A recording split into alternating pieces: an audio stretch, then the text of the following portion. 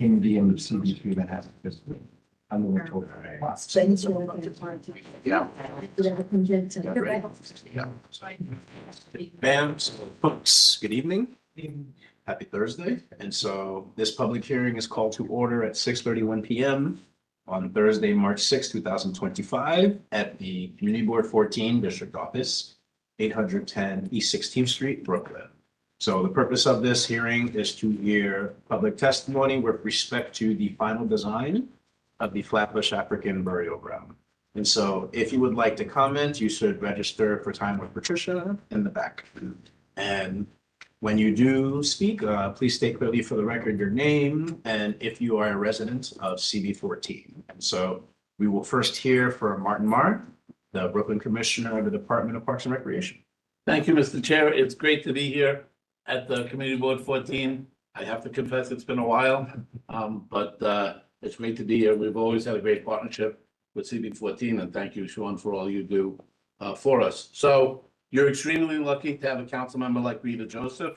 I think everybody's familiar with the African burial ground location and its sort of saga where it was sort of desecrated once as a school. That school went into very poor repair, and then they were contemplating housing on it. What she did was get it transferred to the Parks Department, which in many ways protects it completely.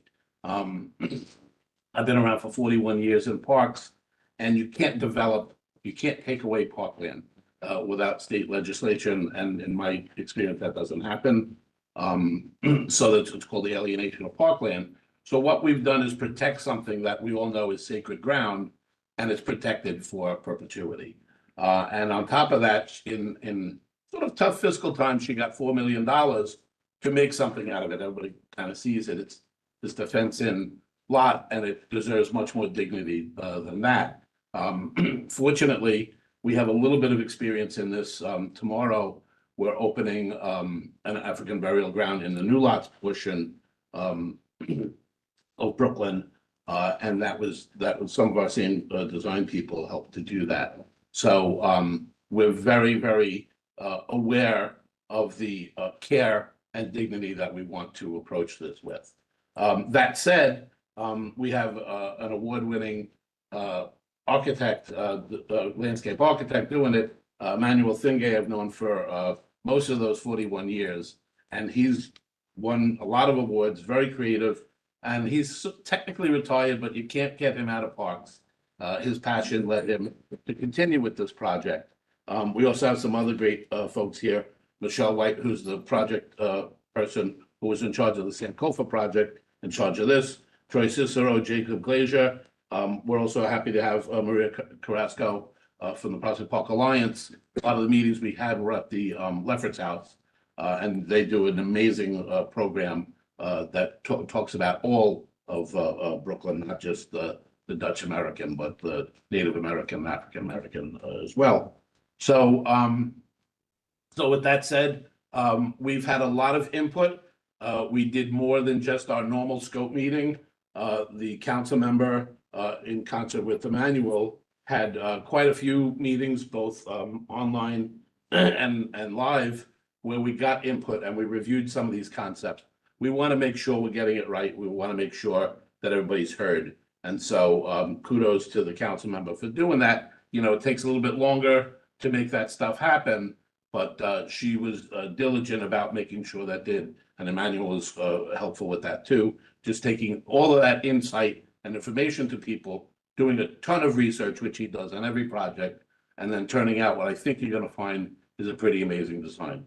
So I'm going to ask Emmanuel to take over from here, and then if there's any questions from the board, you can absolutely borrow my cool pointer. Good evening, everyone.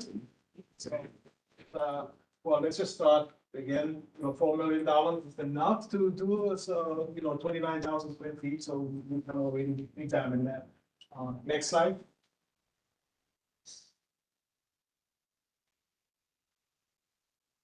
Okay. So, like with every project, we want to be sure, like, you know, we have certain goals, and the success of the project is basically established whether we are meeting those goals. Obviously, something like a burial ground the historic significance is important, and that goes without saying. And all of these creating a destination to educate the public, but all of these really the strongest point we want to make is really to create a spiritual connection to the burial ground. That way, people, the community can connect to it, a visceral connection to the burial ground. So that is the main focus of this project. Next.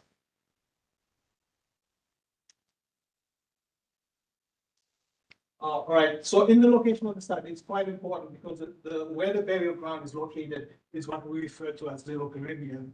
And that has an impact as to how we develop the burial ground, because a lot of the people from the Caribbean are very well aware of their ancestors. So that part of it is an aspect that we know that the community would respond to. And so therefore, myself, I'm a Haitian, and my culture and our ancestors is very important to us in terms of, and our understanding of where we came from in terms of slavery is very important. That's the very integral aspect to our life. So this will play into the design. Next. So in terms of the historical aspect and the neighborhood context, again, if you look at where the burial ground is located, part of the history, Flatbush being a former indigenous trail, some of the street names that's in the neighborhood still have reference to former enslaved owners. So all of this play an important aspect. If you look right immediately from where the burial ground is located, the Dutch Reformed Church, and in the process of when we've had discussion, this was something that people have actually discussed in order. The fact that the Dutch Reformed Church is so well preserved, the Dutch Reformed Cemetery is so well preserved compared to the neglect that has happened in the Flatbush African burial ground. So that's an important aspect we want to take into account. Next. So obviously, like any project, when we do it, we want to be sure this project is definitely not in the flood zone. We don't need any issue regarding that. Next. Again, that's just a closer look at the location. Again, there's no flood issue within the burial ground itself. Next. And in terms of the neighborhood, the land use, you're looking at 3 to 4 story buildings, small houses, and there aren't a lot of large structures. So basically, just the tight knit community and the scale of the site, it kind of fits in. Obviously, it's close to Church Avenue, a very well traveled road, which in a sense could be a good location for us as well, because there'll be a lot of visibility. But we could also say being a very one, it could be. But that's something I think would play into how people connect to the burial ground. Next. Just looking at the existing condition, it's all basically just in the new well, it's a lot of trees, big open site, and the black outline, the dash outline shows the actual footprint of the burial ground. That's our project. But in general, the site is very open, and we already did some kind of a tree inventory. Most of the trees will be removed within the site, maybe because they are invasive trees. But as I'll go through the analysis, you will see which trees we will preserve as they play an important part of the burial ground. Next. And obviously, these pictures represent there's already a close attachment to the burial ground, because even while it's not actually formally been developed, people from the community have already adopted it, and there's a lot of artwork happening. So which tells you that there's great interest in terms of how people are interested in the burial ground, making sure that it's not a forgotten place like it has been in the past. Next. This picture is kind of important because it will place as part of the design. If you look here, like that edge, which is the edge of the street right here, and I'll have further discussion about it. That space is actually, this line is actually the line where the burial ground property ends. So this would play that space in between the existing fence and the property line would play an important part in terms of design. The next, and this is a long church out. And you can see inside, basically open landscape. Next. Now, this is from the mapping. Obviously, if you know the history, there's a lot of missing record as to how big the burial ground is. And there's been research or information that has shown that even in Church Avenue, we don't know the full extent, but there was a record that showed this is the formal map burial ground and that this is the unmapped burial ground. But obviously, while they were constructing Church Avenue, there were remains that were found. So obviously, we don't know the full extent, but for all intent and purposes, we are defining this as being the official burial ground that we are going to develop as symbolic burial ground. With the aspect that it does expand, but obviously we can undo Church Avenue as of now. Next. And in terms of the history, again, looking back at the development of Flatbush or Brooklyn in general, we know the Dutch Reformed Church played an important part in the development of the Flatbush area. Obviously, again, this being the burial ground, obviously, the burial ground was separated from what we refer to as the Dutch cemetery. Obviously, there was some cognitive dissonance that happened for them to make that decision, and that also supported in terms of slavery. So that played an important aspect of how we're gonna incorporate the design. Next. Now, in terms of the site itself, there's been great desecration that happened over time. Again, talking about that cognitive dissonance, not being aware, we basically, they built the school on property. Even while the construction was happening, there were remains that were being found. So again, the school occupies a third of the burial ground. And also these buildings on the upper left-hand corner are also what has been unofficially might have been also part of the burial ground initially, but we don't know that. And again, a lot of missing records, which show the desecration that happened at this burial ground. Next. Now, this is a very important aspect. John G. was actually from the Flatbush area. He was a slave that came from the Flatbush area and eventually freed himself where he became a preacher.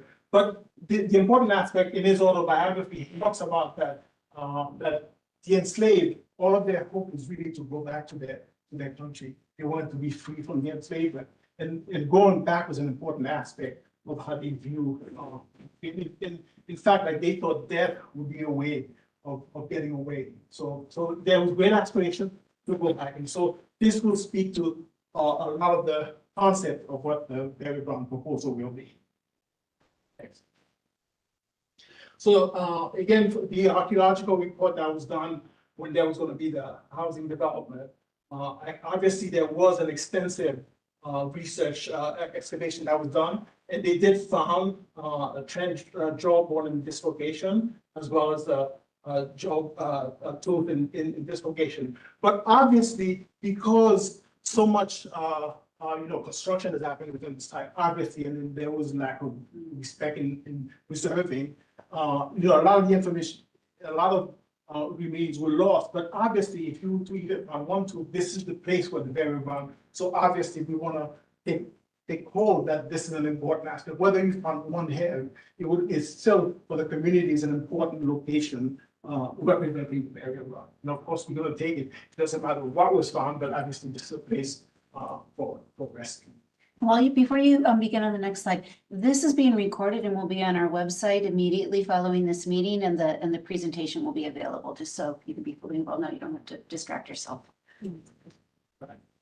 So in terms of the analysis for the site, what we're looking at, again, obviously the school, because the school is such a large structure, and there were already deep excavation that happened in that location, and this burial ground, because it is obviously more than 29,000 square feet, we have to be pragmatic as to the reality of developing a burial ground. So if there needed to be, when we go to the Department of Environmental Protection, if there needed to be some deeper excavation that needs to happen, it can happen within the footprint that is already excavated. That way we do not touch any of the outside area to disturb the existing, the existing ground.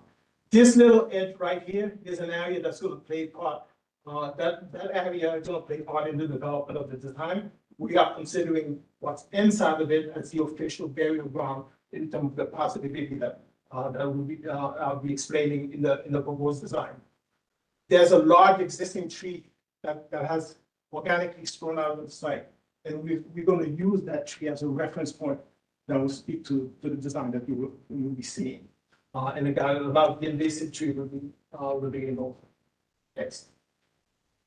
So in terms of inspiration, this will speak to a lot of the elements that are going to go in the burial ground.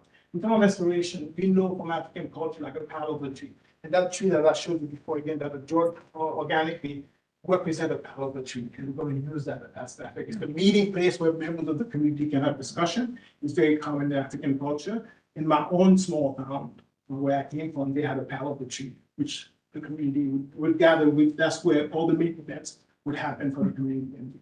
So that would play some role in the design being proposed. And another point of inspiration really came from the Brooks slave ship, which kind of, you can see from the depiction how tightly people were packed together during the transatlantic slave trade. And that will be an inspiration to the proposed design so that people can get a visceral reaction to what has happened. So it could be educational for young people to understand what has been, so that in a sense, it's a way of saying never forget. Next. And again, in terms of, this is also another point of reference, the door of no return coming back. And there's many door of no return from the castle where the enslaved would be shipped from in Africa. But the Cape Coast Castle in Ghana is the most well-known one. So as a point of reference, again, since we can't use too many points of references, we are using this being the most known as a point of reference in terms of the gate of no return, where people have no hope once you pass that point. And that's going to speak to what we are proposing. Next. Circles. The circle is an important, it represented God in African culture. So it's the oneness of God. So the circle plays an important role and will play an important role in the design that I'm proposing. Next. And the last one, again, as I've been having meetings with the community on site, and I've attended a lot of the presentation and events that they've had. And in the process, I've learned that what is really important is really connection to the ground. There is a lot of pride, and again, the way you would say in a Eurocentric manner, perhaps the burial ground is more like a formal thing that you observe, whereas what I've experienced and what I've seen is that people want to interact with the burial ground, celebrate within the burial ground, be able to touch the ground and feel the ground. So that's an important aspect that we will. And this was one event that we had, which was 9 nights, which occurred over a 9-night period. I attended like 7 of them, and really that really spoke to what, it gave me a different view. My initial proposal, which I presented to the community, and I think people were very lukewarm about. And when we actually went to the 9 nights, it actually opened up a whole new way of looking at the burial ground. Next. These are just some references in terms of the people that we know, we have actual records that have been buried in the burial ground. So these are 2 references. Eve being an important aspect because she was somebody that was written about, and they also made reference to Eve's garden, which we will introduce in the burial. Next. So in terms of the concept, the way we want to approach it is that we want the burial ground to be a possession of our site, in terms of how people approach it. Whereas initially there's entrances at this corner, we want to minimize the amount of entrances because we want it to be almost like a possession. So we are focusing on having the entrance along Church Avenue. Now this outline, which is the edge of the fence that I was talking about. So in terms of the design, what we want to do is show the atrocities that happen on the transatlantic slave trade, and these atrocities would be outside the fence. And within the fence, we would have only positive aspects that are related to what the ancestors ended up achieving. So basically, on the outside of that fence line, you will have the atrocities that happen, and on the other side, you have the resiliency aspect as a response to the atrocity, as a response to show the resiliency of the people. And then as you enter and go through that area, you would have sort of a procession that takes you to the different stages of the enslaved life, which would be the toiling, the enduring, and the transfiguration. And now, if we look at it, so a lot of the design is referenced since, when they left the Cape Coast Castle, it's a door of no return. A strong part of this design is really to return the ancestors back to their places of origin, symbolically or even spiritually. So this point, which is the reference part of the tree that I was speaking about, is directly aligned with the Cape Coast Castle. And that's on Google Map, I was able to locate it exactly on the Cape Coast Castle door. And then so instead of having a door of no return, what we will have now is a door of return. And basically, so this door, as you go through the different stages of the enslaved life, you go to this process. This door takes you back to the original, which would, if you think about it, like my grandmother herself, and her wish, because I'm from Haiti, her wish was to always be buried back in our country. So that's an important aspect that people have. And again, in reference to what John Gia was talking about, being that people wanted to go back, this is a way of fulfilling their wishes in a sense, taking them back. And then so from this door of no return, we will also have an area with actually these represent vessels, which will actually have sold from this country of origin as a way of connecting them back to their place of origin. And then again, on the other end, we'll have the garden. So this is more of the detail from the actual design. And you can see, again, and I'll go through each of the important element, and I'll describe them in more detail. So again, outside of the fence, where you have atrocity, which is not in the proper place where you have all the positivity related to the ancestors, you will have these slabs that are basically granite slabs that are of the shape and the sizes of the confinement that they were restricted in the slave ship, which was very narrow, something like 15 inches by 6 feet for the different grouping for the men, and then like the women would have slightly smaller size. I think it's 1'5" by 50 inches. And then here, the children. And then the reason why we're breaking them apart is that this represents the separation that you'd have in families. Both the men and the women and the children be sort of separated. Symbolically, I mean, in reality, they were separated, as well as in the separation that usually happened with the enslaved lives during their life. And so from this, you have a generated pattern that goes into a wall that is a wall of accomplishment.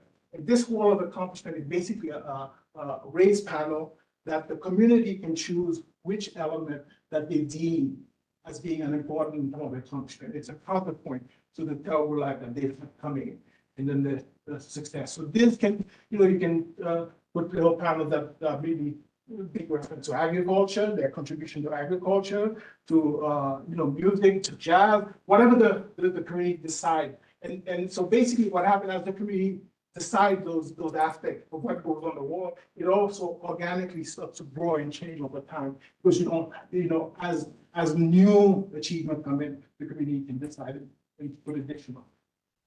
And so as you enter the main plaza, the procession continues. You have these bands that are in the ground. This first stage is the toiling aspect. And then the next phase is the enduring that the people went through in terms of and then the last section is the transfiguration. The transfiguration is like in depth, we've been liberated. And within that liberated space, there's a big open space that people can celebrate, that the community has made mention that can be event that happen. And this inner circle is that oneness that I was talking about, where there can be stages where people do, and as just like in Nine Night, there were ceremonies that happen in that location. And again, you see that access that directs you to that point of reference. And right below it, right here, would be the palva tree. There'll be some stone seating that can happen for people that can have discussion. And these edges here, the trees, they basically would be very columnar tree, so that you get a sense, a presence, like an aspiration, because it forms a space that is also spiritual, that uplift, because the trees are pointed upward. Next. And also go back 1 second. One important aspect is that signage will play an important part. Like on the day of no return, there'll be sort of smoke like that, kind of explaining, so that people have a better understanding of what the day of no return means. And then we will also have the signage right at the front of the entrance. Next. And this just shows the fencing that's happening. It's just basically a 5-foot fence along the side of the edge, and then the 8-foot fence along this. And this gives you an imagery of what, just a cross section through the side looking at Church Avenue.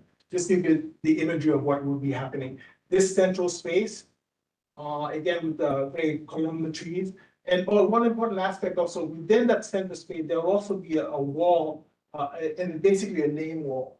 And this name wall will have, I think, through the Flatbush Verifying Coalition, there's about 300 names that they have gathered from members of the enslaved community. So these names will be engraved within that wall. And this small low wall will also serve as an opportunity to also introduce some information from the Lenape people, because they were the original of the land. So I think Flatbush African Burial Ground Coalition has a conversation with the Lenape people, so that we can have a sense of that piece or something that indicates their input. And you can see that through the section. And this is the wall, the achievement wall that I was talking in the background. Next. And that's more close-up detail of what it would look like in total presence. And this is the door of no return.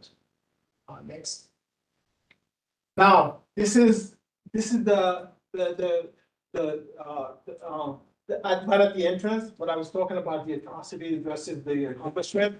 So now, in the process of talking with the community, initially, there was some concern about showing like their graphic, but in the end, as we were talking, they actually wanted to show the graphic aspect of, so that people they have a visceral, so that children can have, or people from school, students can have a visceral reaction of what it represented. They don't want to, they like to hide what has actually happened. So this basically, these slabs I talked about, this would be representing the men in the enslaved confined because of the slave trade. And then like the men were usually in chains, so that's sort of that representation. And then at the bottom of each of their feet, there would be a symbol, which is the Aya symbol. And the Aya symbol in the Denka community is a symbol of resistance, of resilience, of going through adversity and fighting adversity. So so that would be represented here. And then again, as on the ground, there's these metal edges that goes from these granite slab, kind of like direct you into this wall. They basically, and the reason that they all intermesh is because, life, there's no prediction of what can happen. This is the sort of like what you call the butterfly effect, where, things intersect and the end result is all these achievements that happen. Again, I like the idea that these achievements are chosen by the community, and that over time, because it continues to change, it's not a static piece of information, is that it continues to grow year after year. Next. And this is that narrow path in more detail. You can see on the ground, that's the tall aspect, the endured and the transfigured. Now, this pavement here that connects you to the area until you reach the transfiguration will have a rougher pavement. And then within that, the area where the transfiguration happened, you'll have more of a smoother. Next. Let's just give you a visual of what the plaza can look like. It's the seating and the door of return. And one aspect, as I was talking with the community, is that they really wanted the door to be two-sided, because initially I wanted it to be an exact replica of the Cape Coast Castle door. But they actually said they don't want that aspect. It's so negative that we should have two sides. One side making reference to the actual door of no return, and then the side where you enter the door of return should be more of a positive aspect. So in terms of the representation of it, so it's not the same on both sides. Basically, the side that they are looking as a way of returning in glory, they wanted it to be more positive, and this is where we have the Senkopa sign on the door. That's not an actual representation of the door of no return back now. And this is the main plaza area that I talked about. This again will have these vessels that are in each of these points is a vessel that's basically have sold from these African countries of origin. And the way this works is that it works in twofold. The first being that you are making a symbolic or an actual bringing of the soul. So an actual connection of the ancestors, since we can bring them back, we're bringing the soul. So there's it's a symbolic as well as an actual connection. But what it also does by having all of these, it also is a way for continued dialogue between the diaspora in these countries of origin, so that it's not a static aspect, that people can continue to have, each time a new soul comes in, it's a celebration. So again, it's not a static thing that initially happened over time. We basically will be providing the vessel locations, all of them will be in place, but as the community make these contacts, speak to this community, then you can have ceremonies where you embroider the name in, so that it's a continued thing that happen over time, which shows the continuation of the community's connection to the area. Next. That's just a view of the wall which I talked about already. Next. And this is just visuals of what the actual space would look like before repenting. Now, if you look at, I forgot to talk about the garden, the outer edge would basically be surrounded what we would refer to as the garden. Right now, it's not rendered, but it would have, low shrub, as well as planting that we can do some research to find out what planting came from the indigenous people, or what planting contribution the people from Africa, or whatever plants we can, we would add that to make that connection. Next. And these are just more visual of what the actual final product will be. Next. Last time. Gonna go back to the original. Next one. That's it. Thank you very much.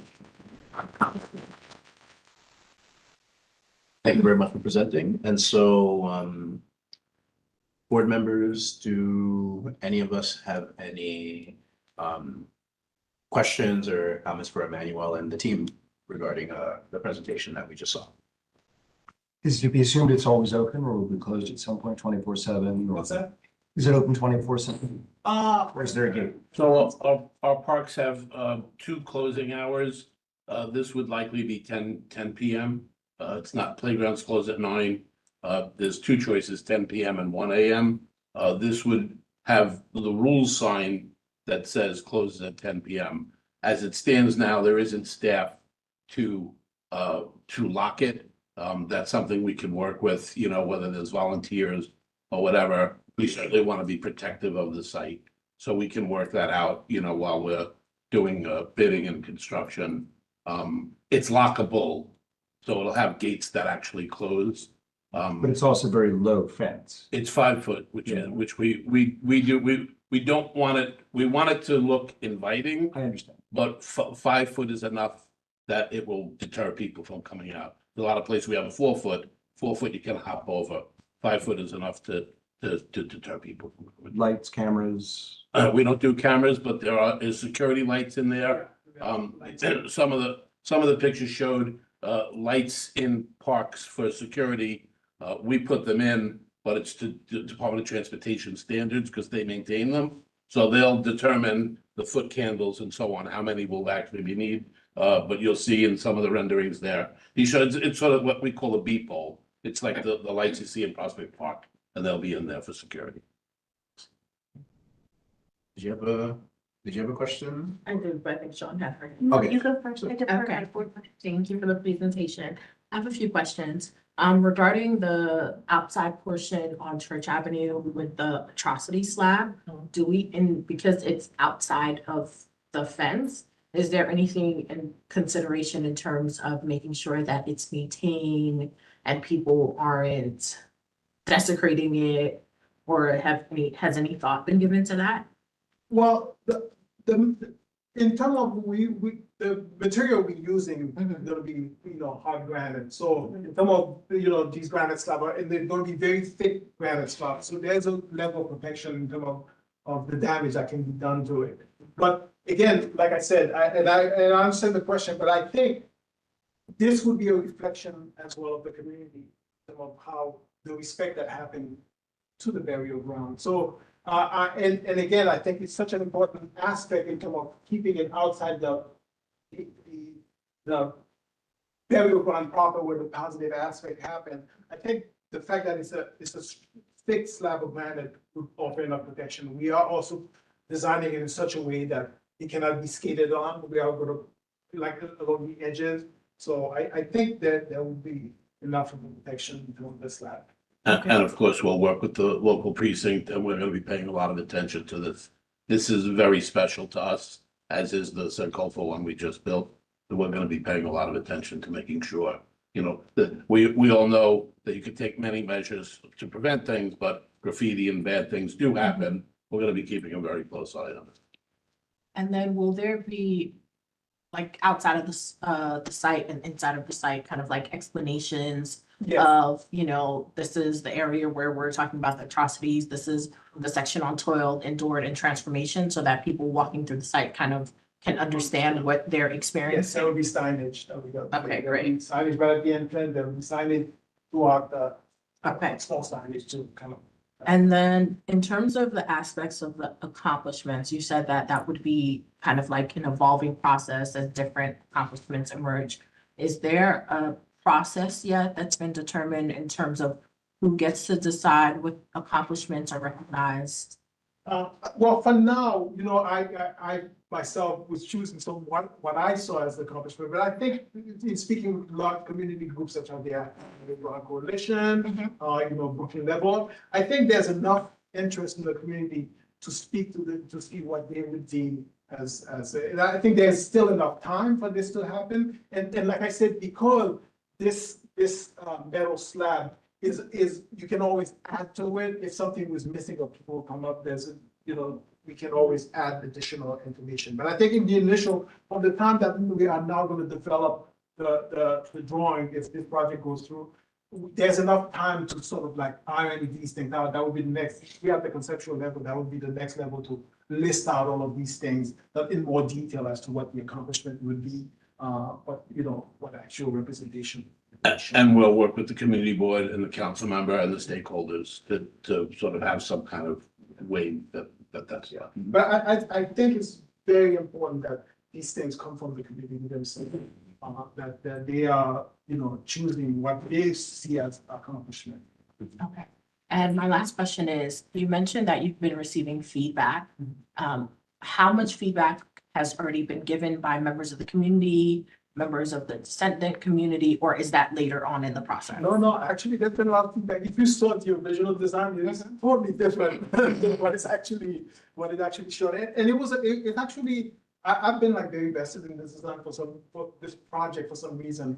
And I think there was a lot of input from the community that made me actually see the design differently. And to be honest with you, my initial view of this was more, I don't feel like it was more of a Eurocentric looking at. Like, I thought this should be something that we don't touch, that we, in fact, like the first design basically had the pad where people were floating above the burial ground, like we weren't touching it. And in fact, people felt very strongly that it needed to be touched, they want to feel the ground. So it was a learning process for me. And then I'm glad that I sort of like been able to participate with the community. And then I think it's a much improved design.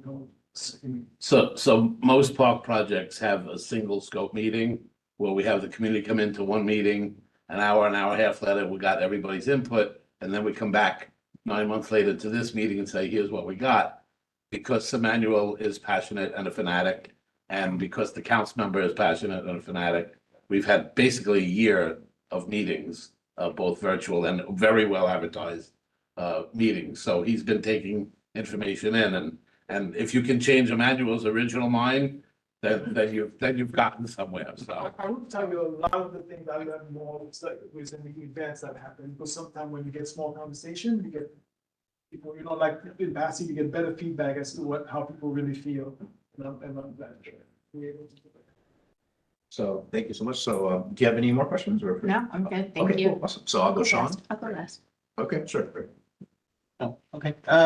You just mentioned that the intention here is for the space to sort of be touched and, you know, to have that direct access to it. So what's the envisioning for the spaces beyond that central circle, sort of on the perimeter? What are those spaces, foreseen to be used for? Is it, are they gonna be accessible, or is it more meant to be, sort of observed but not? No, it will be accessible. In fact, the balance of the way the design works, the balance of it, where you see the paved areas, Mhm. a lot of the way the community already uses is to be spread on the lawn. So all of these areas, so in terms of especially when they have events, they are celebratory for the most part, and people kind of spread out. In fact, like I remember one event where they actually put what do they call those, hammocks, so it's being used as a way of communing with the, communing with the people, with the ancestors. So all of this area is gonna be looked at as an area where people can spread, and that's how the current usage has been happening. This is the way. Passive Park. Passive Park. Thank you. Yeah, and actually my questions were good segue. Those questions were good segues to mine because, first of all, on the maintenance, will there be a maintenance fund for this, or does this come out of Parks General Maintenance Fund? It's like, This is like every other park, we Yeah. maintain it. Obviously, when you build something that's new, it's more maintainable. One of the great things about having a genius design it is he knows what our limitations are. But again, this is a place that's going to attract community involvement, community partners. So things like the gardening, we can have our gardeners work with community groups to enhance that and so on. And I feel like that besides the police and park enforcement, there's gonna be a lot of neighborhood eyes and a lot of partner eyes on this. This is sacred ground, and we intend to take very good care of it. thanks for answering that. The privately owned lot adjacent to this, is that a friendly neighbor? Are we concerned about activities that might take place on that lot that aren't conducive to the sort of respect that we want surrounding the site? Well, There's been some talk about trying to acquire that. Mhm. That's like a completely separate project or whatever. We have 887 parks in Brooklyn. We have neighbors all across the way. We are sensitive to quality of life of neighbors, but it's also a park. It's a public park. It used to be like. Yeah, but that kind of sensitivity has to be reciprocal, so we Yeah, can, of we can, course. we can talk more about, Absolutely. about that Absolutely. neighbor. and the current usage, although not desired, is not very intrusive in town, but it's basically Correct. as a parking area. So And- there really isn't any events that are happening necessarily. Yeah, but it's illegal. And then a question about the trees. So the trees will be new plantings, other than the caliber tree. Those will be new plantings. Will they be saplings, and how many years to maturity? I will tell you, almost all the fighting, that's not pet peeve. In fact, like I've always put like large trees within all of the parks that I've ever done. And in terms of the tree selection, this large tree, a lot of the trees that are planted that are along here have been already been, some of them are not, they're already diseased, they're slated for removal, but according to our tree expert, when we did the tree inventory. And a lot of the sapling here are all invasive tree, like I said. So some of the trees here, we might keep, and you can see like this is the existing trees, I'm showing them, I think those might end up staying. But in general, we are going to be planting large trees. And by the way, also, in terms of the excavation, this is the one aspect that I didn't talk about, is that all of the soil and all of the excavation that is happening is gonna remain on site. We're putting kind of a 1 foot curve against the edge, that way we can do regrading, just the balance of what we are excavating, none of it is going off site. Which is a way of making sure that we are keeping, we don't accidentally export anything out. Then one last question, because you've alluded to it, but if you could just tease out and just state clearly the level of community engagement that went into this project, because this board had a task force that was dissolved in part because we had the optimism, or we were fairly reliant that you would make sure that there was still community input, and that Councilmember Rita Joseph was a part of that too. So if you could just state it for the record for this meeting, that would be Yeah. helpful. I think I must have gone to about maybe 6. 6 or 7 meetings beyond the scope meeting. Yeah. And we also did tabling, if you recall, as well, where passers-by could enter. And then some of the events will also, we were gathering input at the events. That wasn't the original intent, but in conversation that we had. So it's been a full year beyond the scope meeting, and the tabling. And also the one important aspect in terms of, the fact that the design is being developed with the community. Mhm. It's not like it's discussion, the input, each time there was input, it was actually put into. Absolutely. Yeah, I appreciate that because too often, I mean, my board members hear me complain about this all the time. You get an agency that has this pre-baked plan and they're like, react to this. And I always feel like it should be organic from the community. And the reaction should be folded into the development. So I appreciate that this seems to be that. I see DOT. I mean, And you could we say really the are amount of out there. research DC. that Emmanuel did on this is just phenomenal. Getting all that and being driven by that passion and to find out the practices and so on. And again, special thanks to the Lefferts House for lending their expertise as well. You said there were, what, 300 names on that sloped wall? Those are people known specifically to have been buried there. No, not known specifically to have been buried there. Yeah, I should be correct. One of the, again, because there's so many missing records, this was something we had discussion and if we want to be accurate, we will never There are only know. 2 people we know for sure. The only two Okay. people we know for sure. So we will never know. So there's some liberty being taken, the fact that the 300 names that were people in the neighborhood, Represent. one can assume that most likely they were buried there. So for lack of better, I mean, we will never know. So I think it's being cautioned too. I assume that nothing was preserved from when they put the school in 1878. No, nothing. No, they weren't that sensitive those days. Yeah, I got it. Missing record is. And the interpretive signage will reflect that that's representative and not, actual. Okay. Yes. What is the construction timeline? So construction is about a year. It's a 12-month contract. We're still in the design phase. We're hoping to get a support letter from the community board. This is the Parks Committee. You guys, I think, meet next month. So once we have that, then we can complete the design phase in 2025. That puts us into the procurement phase. That's when you start putting into contracts, putting it out for bid and so on and so forth. And then and there's a lot of certifications, investigations that happen there. And then when that's complete, construction starts. Construction, we're very good at having most projects in a year. Some more complicated ones, this does require an archaeologist to be on site for some of the excavation, but it is a 12-month contract. So if everything lines up and we get all the approvals and there's no complications, and again, this is a off-the-cuff estimate, by the end of this year, we would complete design and begin procurement. By the end of next year, procurement would be completed. So you might see a spring of 27 beginning of construction with the completion a year after that. 3 years till it's done. Yeah, it's typically a little more than a year in design, a little more than a year in procurement, and a year in construction. Because we wanted to have every voice heard, the input was extended beyond, because we had the scope meeting I about a year ago. remember when we had our task. Yeah, force. but it's important that everybody be heard, and this is a particularly sensitive thing that we want to make sure we're getting right, hence our star designer, our star project I management think it's team. very respectful. So, absolutely. My 2 cents. Thank you. So if everything goes well, probably like a spring to end of 2028 completion? So spring of 28, yeah. Okay, gotcha. Yeah. Okay, cool. Thank you for that. I know we've heard from board members, any members of the public who are here.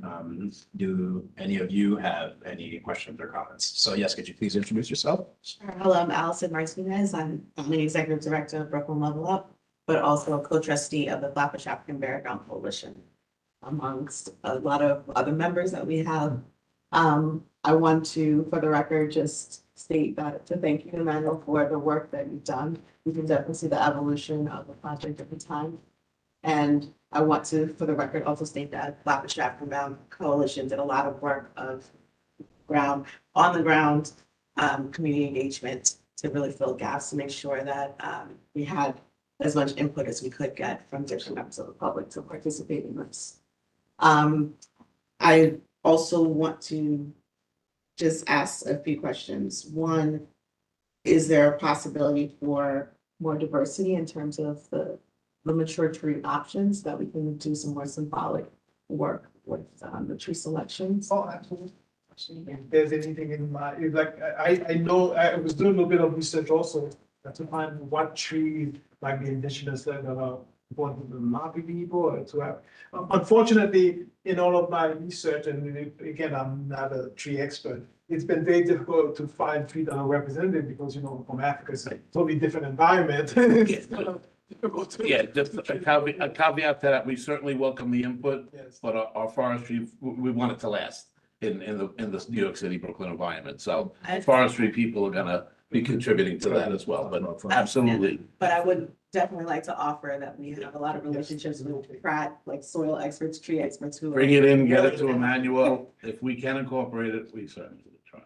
Also, in terms of like this exterior where the bike rack is, what I've actually noticed is from our president, Samantha Bernadine's, her students made a lot of like artistic chairs that ended up outside, and we've noticed just driving by that they've now become an integral part of people seated outside waiting for the bus. That flag may still be within the purview of parks rather than DOT. You have to let me know, but maybe we could shift the bike rack to another side, at least, or since that Church Avenue site tends to be where people seem to be needing additional seating.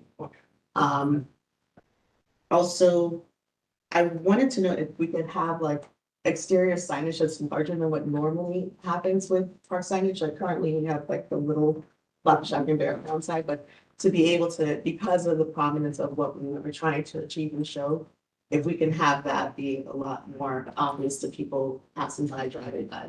So what this space is. So there's sort of two levels of signage. There's going to be interpretive signage that Emmanuel will do, and that will probably not be the fine print park stuff that you normally see.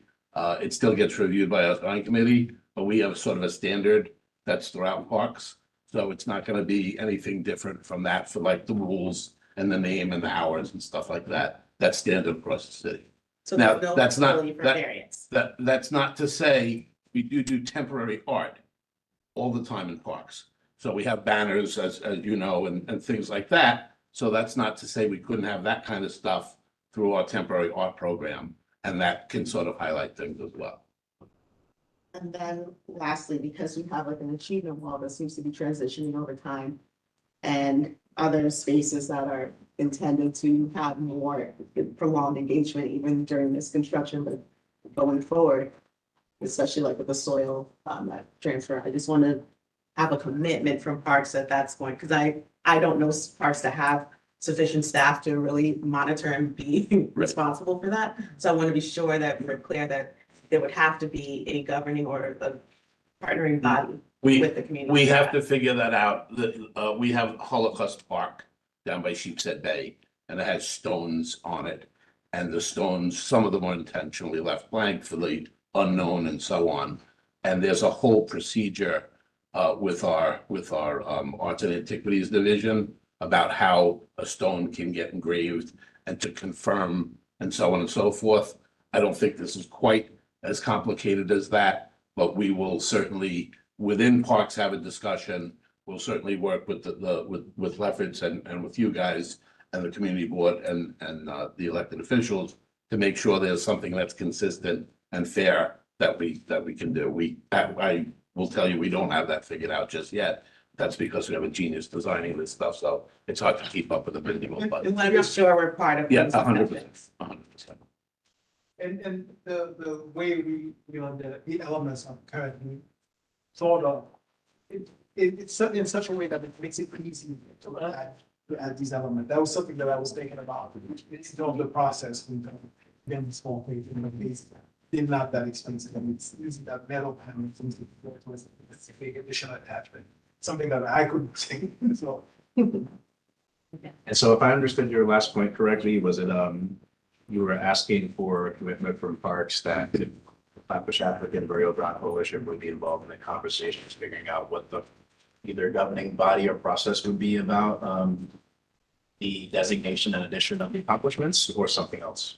That as well as the ongoing programming aspects of you're having soil transfer from other, Atlantic soil transfer, all of those things. But also like essentially we would need the commitment of like having an alliance, just like you have with. With the community at large or just your group? No, not, I don't think it should be just our group, but I think we have to have a representative body. We always seek to have sort of a Friends of coalition. With any park, it makes them successful. We're not quite up to that yet.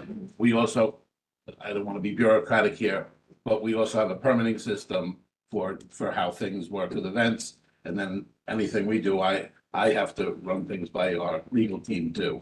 So I'm not gonna come here and say, yes, this is what we're gonna do and so on, but I'm a regular guy and I get it. And the best parks we have, well, the best parks in the city of Brooklyn, everybody knows that, but the best parks we have a Friends of group. And we certainly want that here. It makes sense. Again, it's sensitive. It's something that we do have this fluid type of thing, and we want to have something that makes it fair and makes sense. So absolutely.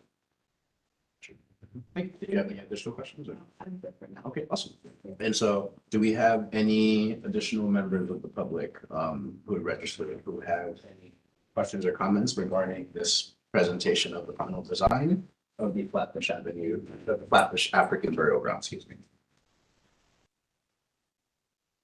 Okay, so then seeing none, I am going to say something. So we understand that Parks would be asking for a letter of support from the community board in regards to this effort. And so I'm just speaking out loud in terms of process. I don't think we have enough board members here to make that motion here, but I could also do that. It will happen at the full board meeting on Monday, and it would have to be ratified anyway, so instead of going from recommendation to ratification, it can go directly to ratification at the chair's report. Sure. So then what that means for folks here is that at our general board meeting on Monday in the chair's report, one of the things that I would report about would be this meeting. And I would give a synopsis of the presentation, and then I would then leave it open for any board members who have questions. And then after that's done, I would then make a motion to basically say, hey, do I have a motion to basically write a letter of recommendation in support of this project? And then we would move forward procedurally from there. So that's the next step in terms of what the community board will do. And the question that I will post to the community board and what we'll act on in terms of this when we have our board meeting on Monday. And so do folks have any additional questions or comments regarding that piece? I just want to say thank you to the board. Thank you for all the stakeholders that have been involved with this. Like I said, we want to get this right. And it's very important to us as it is to the community. So we appreciate everybody's cooperation throughout this. Awesome. And we want to thank you all for taking the time to present and for all the research and care that you've done and for all the support that all of you have done and for you and advocating and all the various people in the room and not in the room, who've been working on this. And so I thank all of you. And so I will do this just in terms of this public hearing on the final design of the Flatbush African Burial Ground ends at 7:30 p.m. And so if you would like to stay for the next thing where we talk about preliminary budget registers, you can. If you would rather leave. Totally understood. You're gonna take your monkeys out with me. Good. You've heard the 1 or 2% for parks? Make it 5. Make it 5. And then settle for 3. I'm with you. Yeah, no problem. Thank you so much, folks. Thank you so you much. very much. Thank you. Well done, beautiful job. Yes. All right. Wow, let me. So now you're going right into the next. Do it. We hit the hammer a second time. Bam. All right. And so Are you folks. sticking around? I would love to, but I have to. No, this is not, we're just saying you can if you want, but if you don't have to, no, you can. Oh, take me. But take these though. Yeah, Take a stack. So I have a lot of youth. Right. yes, we could share. Really, it's like, it makes you feel good. in a time where it's been a little hard. Yes, yes. Thank Okay, you. yeah, That's okay, for good. Texas. Thank you so much. Okey dokey, yep. We'll talk soon. So this public hearing is called to order at 7:31 PM on Thursday, March 6, 2025, at the Community Board 14 District Office at 810 East 16th Street, Brooklyn. The purpose of this hearing is to hear public testimony with respect to the preliminary budget. I was gonna do that too, just to. And that is the document that contains CB14's requests and responses and the draft comments for the city's fiscal year 2026 capital and expense budget. And so if you would like to comment on the board's budget priorities, you should register time with Patricia. So if you do testify from the public, please state clearly for the record your name and if you're a resident of CB14. We will first hear from District Manager Sean Campbell. Thank you, Mr. Chair. Everybody has had an opportunity to review the draft comments. Yes. And I think this year we've done it a couple different ways. We used to just do the traditional letter of comment that got sent to, I'm going to back up, for members of the public, because Yeah. we submit our district need statements and the budget priorities that attend to those needs in October. And then we get a response from all of the city agencies to those budget requests. And then we're asked to respond to those responses, if you will. And that response to the agency response to our budget request is called the letter of comment. So this is a meeting about the letter of comment. And the responses to our budget request are often lack a level of meaningfulness. Well said. And this year was maybe the worst of all, after several efforts to work with DCP and ONB to try to get the agencies to respond in a way that is more meaningful. So after some consternation, in conversations with Carl, we've decided that we're gonna go back to doing a full letter of comment to every single city agency. Because last year we took a break from it. Last year we said, these responses are so bad, they don't even warrant our effort in responding to each and every one. So we're just writing a letter to the Department of City Planning and Office of Management and Budget about their process to tell them it's so bad and they've kind of put the agencies on the hook to look bad. This year, we're going to do both. We're going to write the letter to DCP and OMB, and I sent the draft of last year's. It's going to say something very similar to all of that, but we're going to add that the directive to remove the request is disrespectful to community process. And the explanation in a lot of these responses to contact the agency is just absurd. Because we contact the agencies all the time to let them know that we need, this service delivery. And secondly, in this process, when we put this into the portal, to the document the DCP provides us, they're supposed to send it off to the agencies and the agencies respond. So if the agencies have responded, albeit inadequately, they've been contacted or they wouldn't have been able to respond. So that sort of Kafka-esque game they're playing needs to be called out. So those are going to be kind of the additions in our letter to DCP and OMB that they should do better. And then the responses are mostly holding them, like taking them at face value. When we said HPD, affordable housing is a need in this community, and they said, oh, we agree and we can accommodate that request. Like, great, then tell us where, how many units are you adding? What programs are being added? How many people in our district have availed themselves of those programs? And where they said, we can't accommodate this. We're asking them, like, for instance, with Department of Education, we have been considered a district in need of elementary school seats for as long as I've been DM. And now And this year they were like, yeah, we don't need that request. Yeah. So then explain that to us. What's changed demographically? What's changed? Why the change? And the one that really got me was NYPD asked us to support for them a tow lot because they say they can't tow more cars because there isn't enough room at the lots. So they asked us to support their request for a new tow lot. So we did that. And then the NYPD response was, agency does not support this request and cannot accommodate. I'm like, I don't care. I mean, we won't ask for it, but just Mind said blowing. again, yeah. I guess DCP is coming to our borough service cabinet meeting on Tuesday. And I understand a preview of coming attractions, speaking to the Bronx DMs. DCP went to the Bronx meeting with a bunch of DMs, and they kind of apologized for putting that remove request in the drop down. Like agencies, if you were answering one way or another, that was kind of just baked into the response drop down. So they might do a mea culpa. And I didn't admonish every single agency for putting remove request in there. It's up in the process part. But for those of you who had an opportunity to look at all of these comments, if there's any comments on the comments, Arden. Aside from what I said earlier, which is your tone is great. You have talked me down before. So Yes, I remember. Yeah, that I'm which is scary. listening. But my question is actually, have you seen other, I assume you have, other comments from other boards? How do ours compare? I mean, yours are so incredibly detailed. And that's the second thing I'm going to get into. But just in general, how do the other boards respond?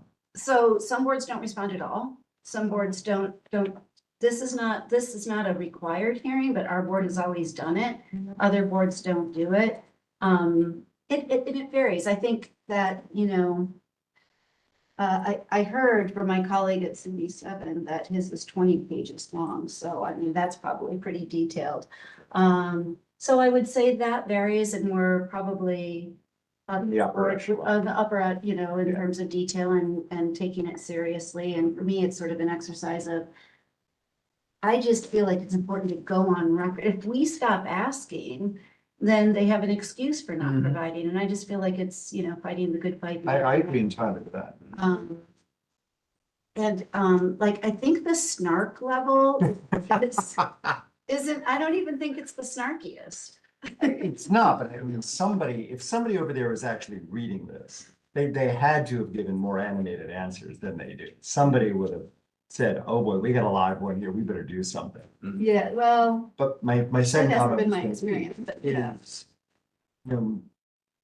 the bulk of your responses is in requesting specific details pertinent to CB14, which I think is fabulous. And if they will not, I mean, I assume we're not going to get anything out of the responses. I mean, they're not going to address all of the questions that you're asking, right?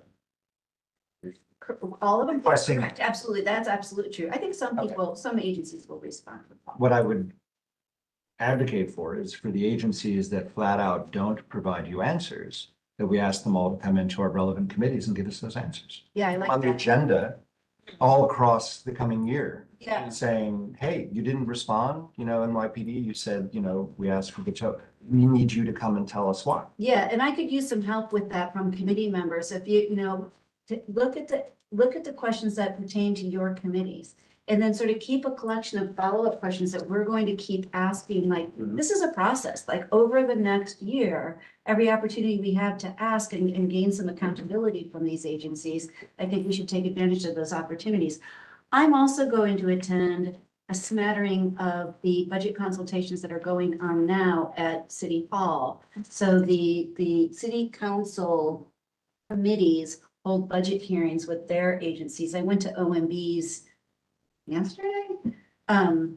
Yeah, and so I plan to sort of not make it specific to our district, but sort of generalize these questions like Parks Capital.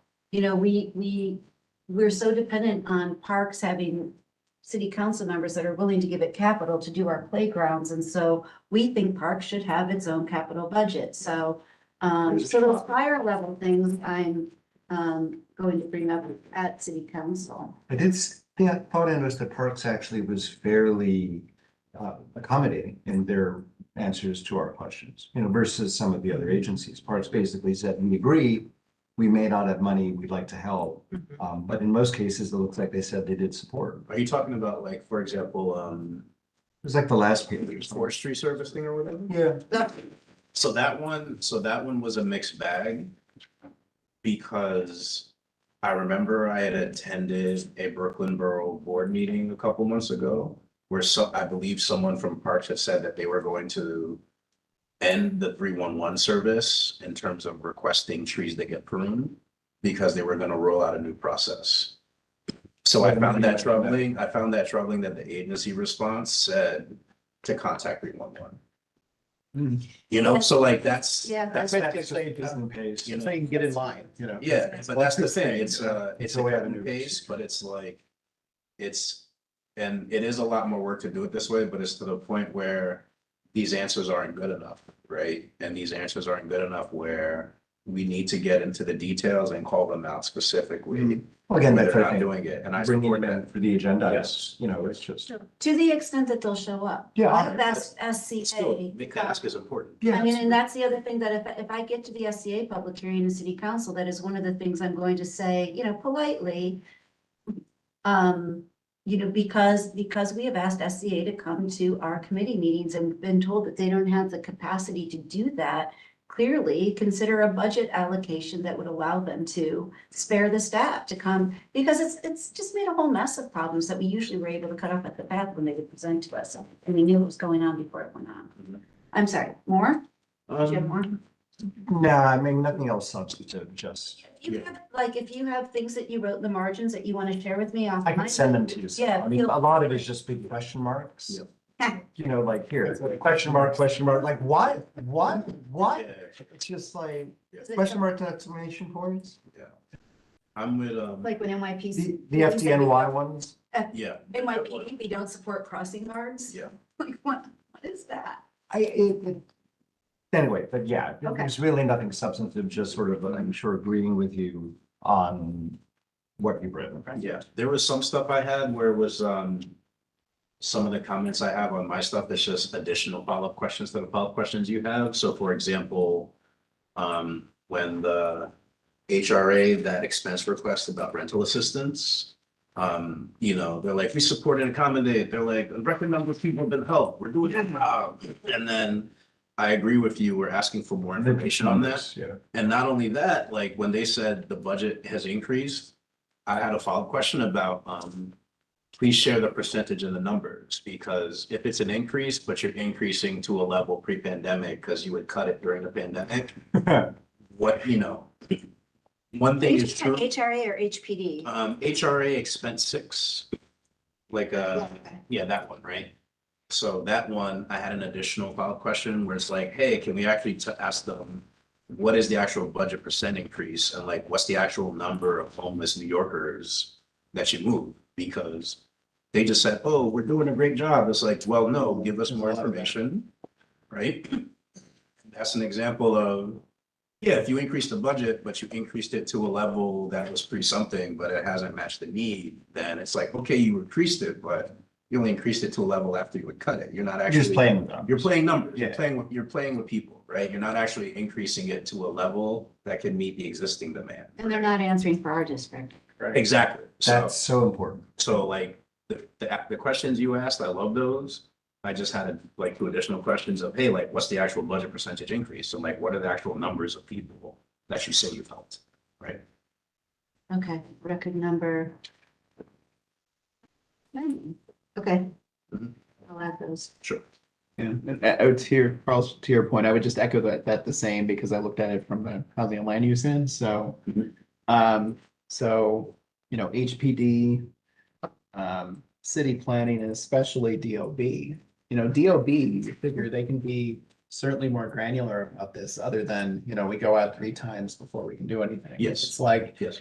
I mean, do we give them examples of, okay, let me give you an example. We called you to go out and inspect on this one. It took X amount of time, or, you know, we followed up X amount of time and no one ever went out, or whatever, you know, just to kind of give them, you know, just an example to say, you know, I mean, what ultimately, I guess, would be helpful for us. I mean, what's our direct line to DOB right now? Is it just the borough office, or do we have a Yeah, I liaison? have a liaison, and but in the question you're asking is what we ask them when we call them, like, that's our service delivery, you know.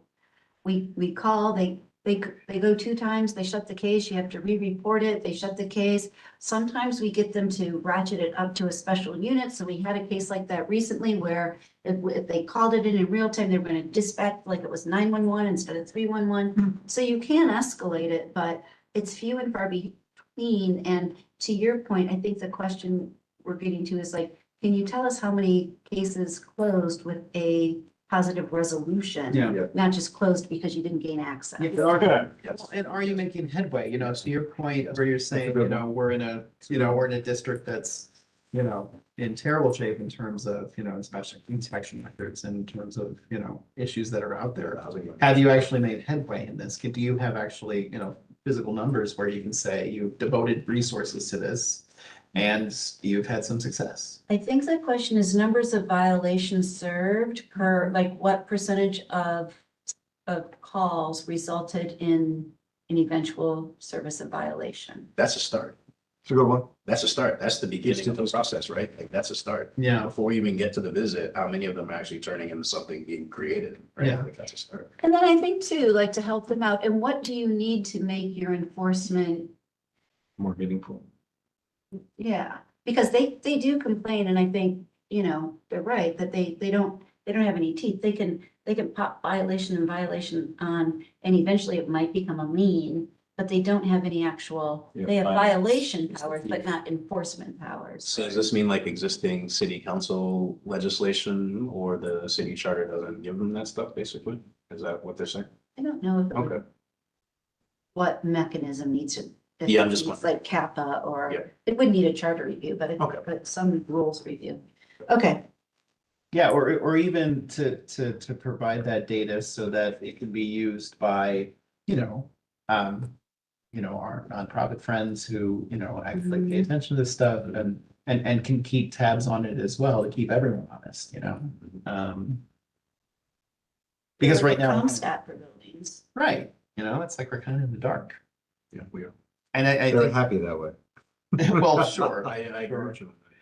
But I think same with HPD, it's like, well, we have all these great programs and we're really moving along. It's like, all right, let's talk about our district. Let's talk about, you know, targeted developments that you're working on, or, you know, what you envision, you know, what's your projections in terms of the number of units that could be created and, you know, EMI breakdowns, and, you know, just to get it a little bit more granular as to what they're actually doing for the district, and, you know, to figure out. Because you know, when we, you know, this is for budget requests, but how can we ask for actual specific things if we don't know exactly what you're doing? Yeah, I mean, the budget request it's a budget request in order to move action forward or to bring things, yeah, it's not just, Money grab. not buying ponies. You had others? So you have a question or comment, right? Right, yeah, I just wanted to try to demystify one of these items, Okay. on the letter of comment, on the bottom of the second page under ACS. Yes.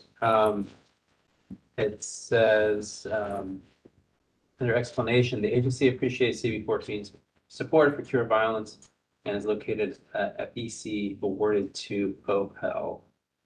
So I'd like, Family Enrichment Center. Family Enrichment Center, And okay. OHEL Family and Children's Services, OHEL Children Well, that and came Services. to us before for someone. They've come and presented to us. We're gonna become closer friends with them because they're actually offering their space for the nonprofit roundtable. They're the organization that's headquartered on 14th Street, like at Locust M and 14th. Okay.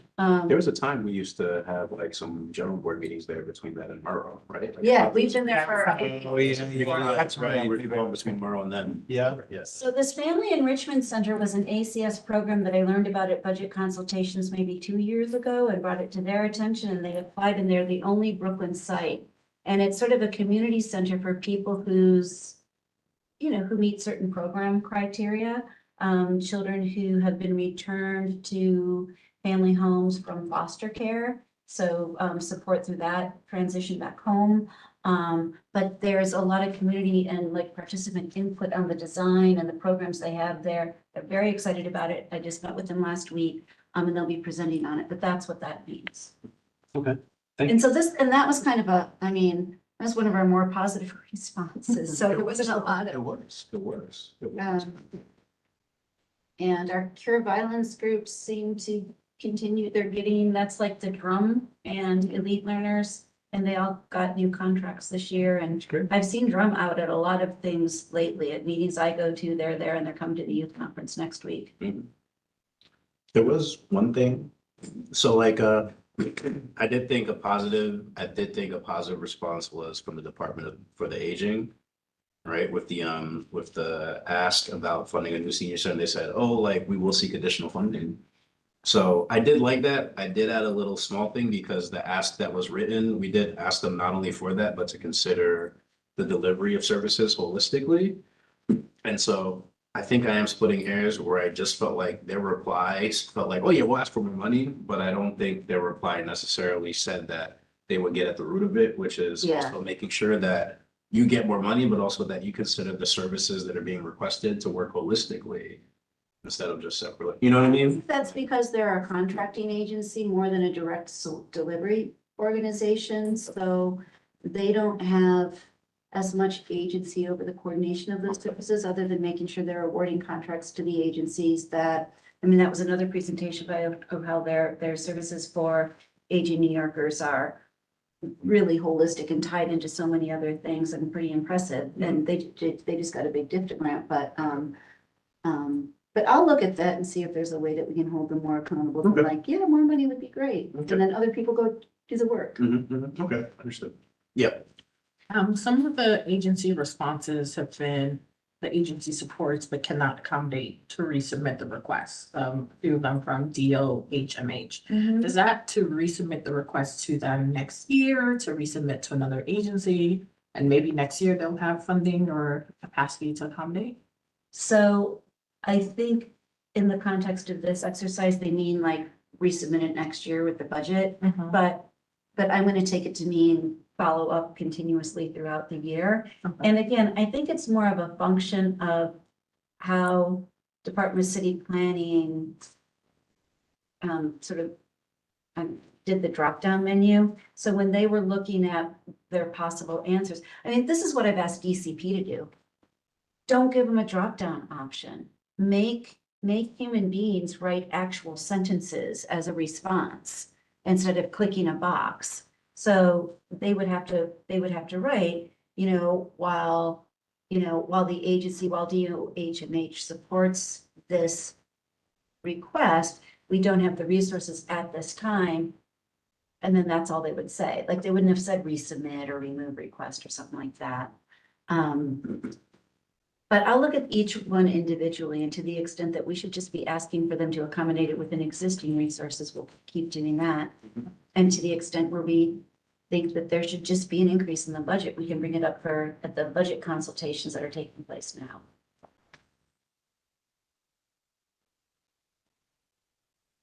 trying to see if I have anything else. Timeline again is. This is past due. Right. But their request was unreasonable too. Right, I mean, by the time we They don't got have the, context. For they know it's coming next week. Because I told them by the time, when we got it, we already had last month's calendar out, so I said it has to go into this month's calendar. We can't possibly get it to you before March 11th, and they said, that's fine. And we were late with the budget, for the same reason we were late Right. submitting this in the first place. Calendaring. As long as we tell them. I mean, but the thing is, they wanted us to do the budget requests earlier in order to give the agencies time to respond. And so that was my, like, And is this is it, what we get. Yeah. is it, Yes, they're gonna take all that extra time and devote it towards their responses. maybe if this had been a week earlier, these would have been. Yeah. But I appreciate, y'all taking a look, and if there's anything that pops up before we bring it before the full board on Monday. Great Specifically. entertainment. Wouldn't miss it for the world. Which part? The whole thing. I mean, it's hard, and I should put you on conference calls with other DMs, like, I said, I won't be recorded and all that. It's like, sometimes it's just funny. Like, I told them perhaps they should have someone who can read what my request said. So do we have any additional comments from, Sean, do you have any additional comments, or board members, do you have any additional comments? All right, so then let me do some, so for the members of the public who came, I thank you for coming. And my first question to you is, did you understand anything that we were talking about?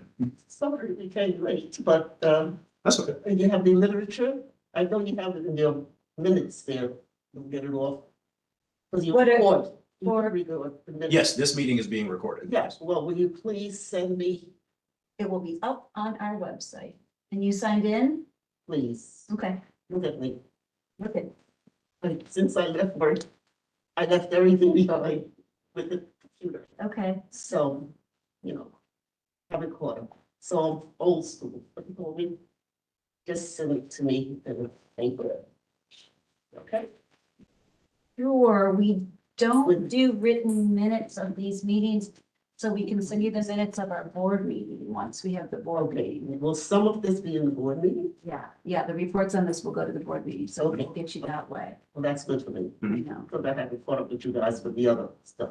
It's too much for me. I've got a lot on my plate. Okay, I'm trying to catch up with the meetings. okay, well, I'm also always a phone call away. Okay. I've spoken to you on the phone. Thank you. Definitely.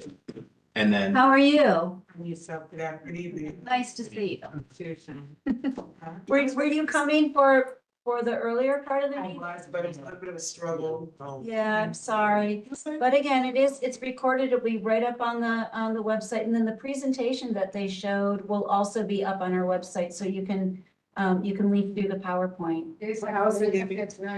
Allison gave me the box of stuff and I'll be in contact with her and. okay, excellent. And you got direct line then, if you're touching us. Okay, I just get the support, but it's getting really. No, but you're still here though, that matters, right? I mean, so, basically the high level process stuff, right? So, yeah, so basically in terms of the first public hearing, which was on the Flatbush African Burial Ground. So we had that presentation, and so what's going to happen is we have our general board meeting on Monday. And so as part of my responsibility as the chair, I'm gonna report on that meeting, and then we're gonna have discussion, and then afterwards, what I'm going to do is I'm going to ask the board, do I have a motion to write a letter of support and like a letter of recommendation in support of it? The board will vote, and then whatever that vote is, we will then communicate that with the Department of Parks. And then for this piece here, this public hearing regarding the budget stuff, same thing where I'm gonna report on this meeting. And then afterwards, I'm basically going to, after we have that conversation as board members, I'm then going to ask the board, like, do I have a motion basically in support of the way that we want to communicate with the city agencies this year regarding their responses? And then, the board will vote, and then whichever way that vote goes, then we know as a board which action we'll take in terms of communicating with them. So that's like the very abridged version of what will happen, but this conversation and the Flatbush African Burial Ground, yes, I will be reporting about those in the Monday general board meeting. And then those will be two specific items among several that we as a board will be voting on. You're welcome to come out to that too, Monday night at Eastman. We don't have to do that right now. No, we don't have enough people, so there's no need to make a recommendation now. I'm just gonna basically. Yeah, you report it out. 100%, exactly. So instead of kind of like. Yeah. Instead of the two steps, we're basically just gonna do like, one step, one step. So this meeting, this public hearing is adjourned at 8 p.m. Awesome. Thank you. Thank you. Let's get her.